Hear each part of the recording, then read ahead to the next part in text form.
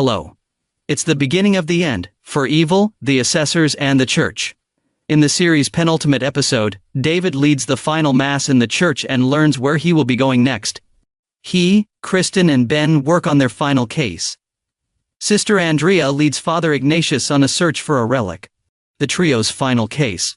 With the Assessor Program no longer financially viable, Kristen, David and Ben embark on one final case. A top theoretical physicist requested to consult on quantum analysis, who is rumored to be involved in dark arts. According to their judgment, the professor's private security thinks it is only a misunderstanding of his genius. However, Kristen's meeting with him, as well as an account from a graduate student, show that he is, at the very least, misogynistic. The djinn calls Ben with a horrible voice and clutches his head, but the professor denies all of this. Ben realizes it's his ALS treatment, what he calls a golden latte to delay cellular damage, but Sister Andrea sees the secretary as a demon and assaults him, tearing his cheek.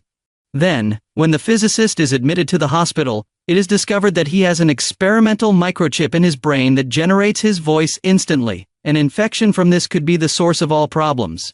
The professor, however, refuses to have it removed because he believes it contributes to the advancement of human thought. When he dies, it will be removed and transferred to the cloud, allowing him to live forever. He even encourages Ben to join him in the cloud. So, with no objections from the church to keep him off the council, the assessor's duty is complete. David and Sister Andrea are awaiting their reassignments after the church was deconsecrated and the building sold.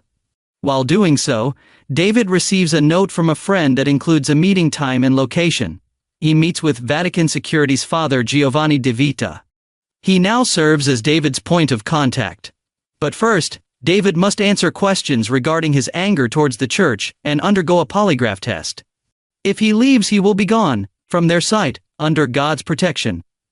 He is questioned about his meeting with Leland via remote viewing, what he knows about the 60, whether he took the codex, and whether he would lie for Kristen. The answer to that last question is clearly yes.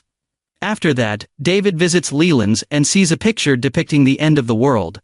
He asks Leland why he left the entity, and Leland says that he learned how to remote view, stepped into the worst of the worst, and left since the church appeared to be no better than the monsters he was encountering. He sees no evil, only free choice, so why not cause friction, unhappiness and sorrow if he wants? Furthermore, he informs David that when they remote viewed each other, they left seeds of themselves behind. Some of Leland's depravity and part of David's righteousness. Later, Leland is shown viewing a video of a dog delivering flowers to another dog, cuddling it, and becoming emotional. He instantly shuts it off and switches to a street fight compilation video. David refuses to accept it, but Leland claims his controllers didn't want him to look into his mind so he wouldn't discover he has free will. Now that he has, he claims that the entity will administer the lie detector test to David, indicating that he has been marked, and if they discover that they cannot trust him, they will dispose of him. Thank you for watching.